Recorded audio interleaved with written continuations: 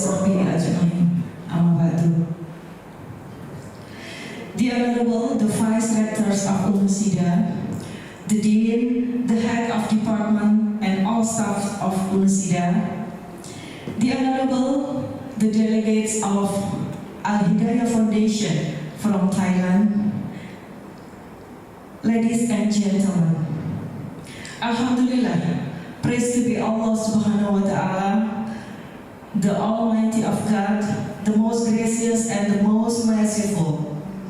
Then praises are also addressed to our Prophet Muhammad Sallallahu Alaihi Wasallam, who has guided us to a better life today. Ladies and gentlemen, first of all, I would like to welcome the delegates from Al-Hidayah Foundation from Thailand, Mr. Adel Metam and Mr. Aseri Baubenman. They are the president of Al-Hidayah Foundation and the vice president of Al-Hidayah Foundation. Again, for Mr. Adel and Mr. Aseri, Sawadee-ha. Hello. I'm Sawadee-ha. Thank you for coming to UNUSIDA. Bismillahirrahmanirrahim. Alhamdulillahirabbil alamin. Allahumma shalli wa sallim wa barik ala sayyidina Muhammad wa ala alihi washabbihi amma ba'du. The honorable delegation of Al-Hidayah Foundation for Education and Social Development from Thailand,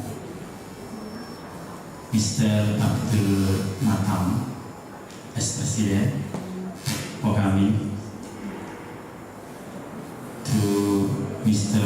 Aseri, to Vice President, to welcome you to Nahdlatul Ulama University. Assalamualaikum warahmatullahi wabarakatuh. Bismillah, alhamdulillah, salatu wassalamu ala rasulillah. La hawla wa la quwata illa billah, amma ba'du. Saya langsung bahasa Indonesia saja karena beliau juga bisa bahasa Indonesia. Daripada saya bahasa Inggris nanti viral. Kita ini masuk di era kolaborasi. Tentu di dalam kolaborasi ada kerjasama yang saling menguntungkan. Tidak hanya menguntungkan satu pihak, tapi juga menguntungkan kedua-duanya. Kita saling belajar karena kepada siapapun kita bisa belajar. Di Thailand pun juga kita bisa belajar. Bahkan sekarang ini perubahan luar biasa. Saya tadi sempat berkomunikasi dengan beliau bagaimana intervensi pemerintah, meskipun pemerintah sana dikuasai mayoritas Hindu dan Muslim minoritas, tetapi sampai saat ini kehidupan umat beragama di sana juga luar biasa. Saya juga ingin tahu bagaimana nanti perkembangan dunia keagamaan di sana, karena kami di Kementerian Agama Pak Dul sebagai struktur nasional penguatan moderasi beragama, saya melihat perkembangan kehidupan keagamaan di Thailand juga luar biasa. Bahkan Raja Thailand sempat viral diisukan masuk Islam karena berdoa secara Islam. Itu sempat viral di Indonesia. Artinya nanti kerjasama yang luar biasa perlu kita bangun. Kalau dari sisi pendidikan, kita menginginkan nantinya, mungkin Dr. Musabila sudah mengawali, bisa jadi nanti anak-anak magang di sana di salah satu lembaga pendidikan yang ada di bawah Al-Hidayah Foundation, atau juga nanti kita kerjasama para alumni madrasah atau sekolah yang ada di naungan Al-Hidayah Foundation bisa kuliah di UNUSIDA, dan itu nanti bisa kita ajukan beasiswa di PBNU misalnya. Saya yakin itu tidak menutup kemungkinan bisa dikembangkan. Karena itu saya berharap kerjasama ini bisa terjalin terus, tidak hanya sekedar hitam di atas putih, tapi juga akan kita tidak lanjuti dengan action. Saya ucapkan selamat kepada keluarga besar Ulu Sidoarjo, dan juga saya ucapkan selamat datang kepada sempat ngobrol kepingin ke Lumpur Lapindo. Insya Allah nanti setelah ini kita ajak ke sana. Ya. Wallahu muwaffiq ila aqwamit thoriq. Assalamualaikum warahmatullahi wabarakatuh. Bismillahirrahmanirrahim. Assalamualaikum warahmatullahi wabarakatuh. Sebelumnya saya ingin sedikit menyampaikan apa Yayasan Al-Hidayah. Saya sendiri alumni Kontor tahun 96, jadi tidak asing lagi Indonesia bagi saya, dan juga saya bersama Ustaz Ashari, juga alumni Kontor tahun 97. Jadi kami kader dari Thailand bisa menyelesaikan sekolah di Kontor, pulang ke Thailand membawa misi untuk dakwah Islam di sana. Memang itu titipan dari Kiai Kontor. Ketika kami mau pulang, beliau bilang titipan itu bukan untuk kamu menjadi orang besar, menjadi orang yang sukses di dunia pekerjaan, tapi malah titipannya adalah di mana kamu berada, kamu harus tanggung jawab kepada umatmu, umat Islam. Jadi kami selalu ingat tausiah dari Kiai ini. Saya selesai dari Kontor melanjutkan S1 S2 di International Islamic University di Malaysia. Di Malaysia selama 5 tahun juga. Kemudian saya pulang ke Thailand, alhamdulillah tidak bisa lepas dari Indonesia. Jadi dapat diterima di konsulat RI, jadi di Thailand Selatan. Perwakilan Indonesia di Thailand ada 2, di KBRI di Bangkok dan juga di Thailand Selatan. Jadi kontingen di Thailand Selatan, kami wilayah kerja kami itu 14 provinsi di Thailand Selatan. Pas saya di bidang pendidikan. Jadi sudah hampir 20 tahun saya mengembangkan kerjasama bilateral Indonesia dan Thailand di semua sektor, bukan hanya pemerintah, juga swasta. Jadi dalam masa pengabdian saya kepada Indonesia yang telah memberikan peluang untuk bisa pendidikan selama 20 tahun, banyak akhirnya dari awalnya tidak ada orang yang tahu tentang Indonesia. Sampai saat ini Indonesia adalah nomor 1 partner bagi orang Thailand untuk kami tidak sama dengan yayasan lain yang punya sekolah. Ya. Kami mendirikan yayasan untuk mengembangkan semua sekolah yang ada di Thailand dan lembaga pendidikan di Thailand bilateral Indonesia juga. Ya. Jadi kami tidak punya madrasah, tapi kami punya madrasah mitra kami dari 200 sekolah yang cukup besar di Thailand. Dan juga perguruan tinggi kami sangat akrab dan juga punya akses yang dekat dengan semua perguruan tinggi di Thailand Selatan khususnya. Jadi maksud dan kunjungan kami pada hari ini adalah pertama memang untuk silaturahmi. Saya sudah sejak tanggal 7 sudah berkunjung ke beberapa perguruan tinggi dari Jogja, Malang, dan Surabaya. Jadi itu silaturahmi. Awalnya adalah silaturahmi karena memang silaturahmi sangat berharga bagi kami. Yang kedua adalah kami ingin pembinaan mahasiswa di Thailand yang ada di Indonesia, karena memang ini pesan dari pemerintah Thailand untuk bisa ikut bantu pemerintah dalam mahasiswa Thailand yang sedang studi di Indonesia. Perlu diketahui bahwa mahasiswa Thailand yang studi di luar negeri itu dulu kebanyakan di Mesir, hampir 10.000 orang. Tapi namun saat ini dengan kerja keras kami untuk promosi pendidikan di Indonesia, mahasiswa di antara negara yang ada mahasiswa. Ada sekitar 4.000 mahasiswa. Di Indonesia sudah kurang dan meningkat di Indonesia. Melalui beberapa program bersama kita meningkatkan jumlah mahasiswa di Indonesia. Kami melihat bahwa potensi untuk mengembangkan masyarakat Muslim di Thailand di Indonesia sangat cocok dengan budaya dan juga dengan Islam yang hampir sama.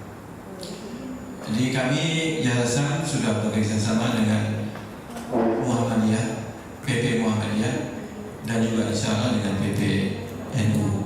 Jadi kami yayasan tidak seperti kantor ya, kami semua golongan, tidak membedakan apakah Muhammadiyah dan Nahdlatul Ulama. Kita bangun bersama. Di Thailand memang ingin saya sampaikan sedikit informasi Islam di Thailand. Perkembangan Islam di Thailand itu sangat cepat sekali.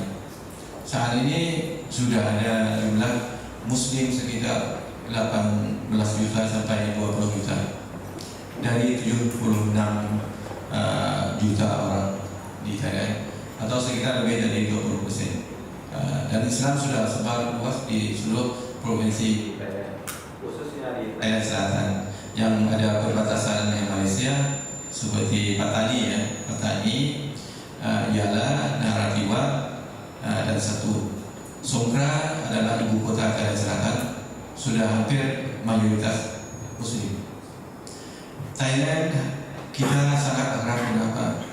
Thailand walaupun mayoritas Buddha, tapi Buddha bukan agama resmi di Thailand.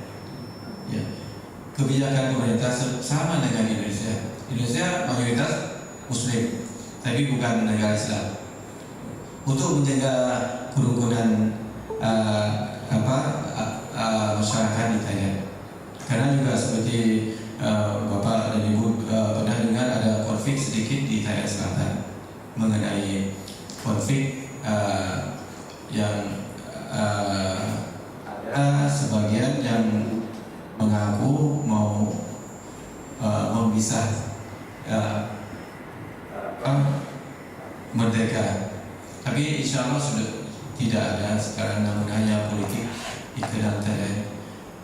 Alhamdulillah kami ingin bukan hanya bagian Thailand Selatan saja, kami ingin seluruh Thailand adalah negara mayoritas Islam. Amin. Dengan adanya kita kirim kader ke Indonesia khususnya untuk bisa studi baik dari tingkat S1 sampai S3, nanti mereka kembali ke Thailand bisa mengembangkan masyarakat dan agamanya. Dan ketiga adalah tujuan kami adalah menjajaki kerjasama. Ya. Jadi kerjasama yang kami bisa menawarkan kepada Muslidah ini ada banyak. Itu baik dari yayasan sendiri dan juga titipan dari pemerintah dan juga dari Pemda di Thailand. Pertama adalah KKN dan PPN. Mungkin ini bisa dilaksanakan langsung. Saat ini sudah ada masih ada 45 mahasiswa dari Muria Kudus, dari Universitas PCLI Malang dan Semarang yang sedang melaksanakan kegiatan KKN selama sebulan di Thailand. Kami akan mengirimkan mahasiswa ini untuk praktek di beberapa sekolah mitra kami di Thailand Selatan. Kami bisa menerima sekitar maksimal 100 orang per satu grup untuk menempatkan di sekolah seluruh Thailand, di utara Thailand ke bagian selatan. Jadi silakan kalau ada mahasiswa dari Muslidah yang berminat untuk melanjutkan untuk mengikuti program ini, bisa dari mahasiswa dari prodi pendidikan atau sastra bahasa, pendidikan bahasa, juga pendidikan sekolah tingkat dasar, tingkat atau pendidikan sekolah madrasah bisa ikut program ini. Untuk non pendidikan seperti IT, hukum dan lain sebagainya, kami akan bantu untuk bisa melaksanakan student action atau KKN di perguruan tinggi. Di Thailand Selatan dan seperti saya bilang ada 14 perguruan tinggi. Nanti kami akan menjembatani untuk bisa melakukan penukaran di kampus tersebut. Selain KKN, PPR juga ada program studi exchange, baik sebulan, jangka pendek, atau 1 semester, atau 1 setahun, atau service program, jadi double degree program. Jadi 2 tahun di sini, 2 tahun di Thailand, mendapat 2 ijazah. Nanti akan kami bantu, insyaAllah. Ya tidak banyak berbanding. Sekarang juga mereka mau misinya ke dunia internasional. Di Walailah juga seperti Ibu Mila pernah di PSU dan juga di beberapa perguruan tinggi di Thailand Selatan. Itu program studi action, student action, dan juga dosen. Di Thailand saat ini memerlukan juga dosen bahasa Inggris, bahasa Indonesia, dan juga di bidang lain untuk bisa mengembangkan bersama. Joint research juga bisa dilakukan, joint research dengan kampus di Thailand. Itu mengenai student action. Dan yang ketiga, kami dapat pesan khusus untuk perguruan tinggi di Indonesia yang punya kedokteran. Saat ini Thailand setelah pandemi, pemerintah Thailand mengarahkan wisata Thailand itu ke arah yang lebih sustainable. Karena memang Thailand seperti Bapak tahu bahwa income Thailand itu, penghasilan Thailand itu 30% itu dari wisata. Jadi pandemi 2 tahun lalu itu Thailand itu total nol wisata. Karena kita lockdown, nggak ada turis datang ke Thailand, sehingga industri wisata bangkrut. Sebagian hotel besar tutup. Dengan itu pemerintah melihat bahwa kalau wisata seperti dulu mungkin tidak bisa sustainable ya. Jadi mereka mengembangkan namanya wisata kesehatan. Karena dengan pandemi kita sudah tahu bahwa banyak isu-isu hambatan, terutama kesehatan. Pemerintah Thailand dengan ini membuka peluang kerjasama dengan negara di Asia, termasuk di Indonesia. Kenapa? Indonesia adalah negara yang penduduk yang paling besar di Asia.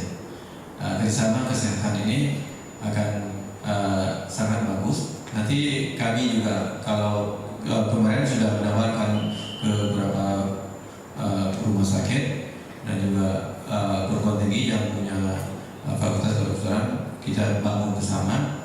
Nanti dengan ada program bersama ini, nanti kita akan saling bantu. Ahli spesialis di Indonesia kurang apa, nanti ditambah dibantu, didukung oleh Thailand. Ini sangat penting. Dan juga selain dari kerjasama kedokteran, juga Thailand sekarang mengembangkan yang namanya CBT. CBT itu community based tourism. Jadi sekarang arah wisata di dunia itu sudah berubah. Dulu dikuasai oleh hotel-hotel besar, perusahaan besar. Saat ini malah masyarakat rakyat bisa mengadakan usaha wisata. Saya kira di Surabaya, di Malang, di beberapa tempat bisa mengembangkan wisata sendiri. Homestay, ada kegiatan kegiatan wisata itu akan lebih menarik turis internasional. Ya, nanti Thailand juga sudah mengembangkan CBD ini dan sudah berhasil. Mungkin nanti kampus atau perguruan tinggi yang punya prodi terkait bisnis tourism atau hospitality bisa kita terbang bersama, nanti saling tukar menukar dosen atau mahasiswa. Di Thailand juga sudah berhasil. Selanjutnya adalah bersama pertanian.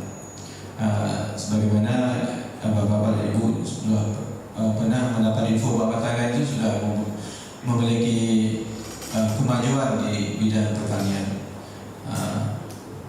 Durian sudah banyak jenis, jadi durian yang montong sekarang sudah banyak ya. Kita kembangkan banyak jenis durian. Musangking juga sudah mulai sebar luas di Thailand.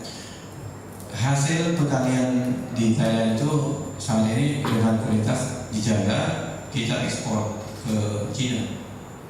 Jadi Cina itu hampir semua hasil durian, karena jumlah penduduk Cina itu banyak. Jadi Thailand ekspor durian ke Cina dan Eropa dan beberapa negara di Asia paling banyak. Jadi teknologi bisa menentukan panen kapan berubah. Jadi asosiasi petani Thailand itu mereka gantian di daerah utara harus panen bulan ini. Jadi musim tidak ada musim, sepanjang tahun tidak ada musim. Ya. Dan semua teknologi pertanian, jika di sini belum ada fakultas pertanian ya, tapi mungkin ke depan ada, atau juga petani di daerah sini ingin mengembangkan pertaniannya, bisa kami bantu untuk mengikuti program pelatihan di Thailand. Beras di Thailand juga ada banyak variasi, ada warna coklat, ada merah, ada warna macam-macam. Jadi kami sendiri makan beras yang warna coklat merah organik. Ya, ini sebagian dari tawaran kami kepada Unusida. Mungkin dengan silaturahmi ini kita bisa meningkatkan ukhuwah kita, dan dengan adanya ukhuwah ini kita akan melanjutkan banyak kegiatan yang bisa dimanfaatkan oleh kedua pihak. Mungkin sekian dari saya. Wabillahi taufiq wal hidayah. Wassalamualaikum warahmatullahi wabarakatuh. Ada 3 hal yang akan kita kerjasamakan antara Thailand dan Unusida. Yang pertama, facilitating the mobility of students and lecture through exchange. Jadi ada pertukaran mahasiswa dan dosen. Ya. Kemudian ada invitation to scholars for participation in conference, symposium, and community services. Jadi ada undangan bagi dosen, bagi mahasiswa untuk berpartisipasi dalam berbagai konferensi, simposium, dan berbagai pengabdian masyarakat. Kemudian exchange of information, academic materials, and any fields of mutual interest. Jadi ada pertukaran informasi maupun bahan ajar, academic references ya di sini yang akan dilakukan antara Thailand dan Unusida.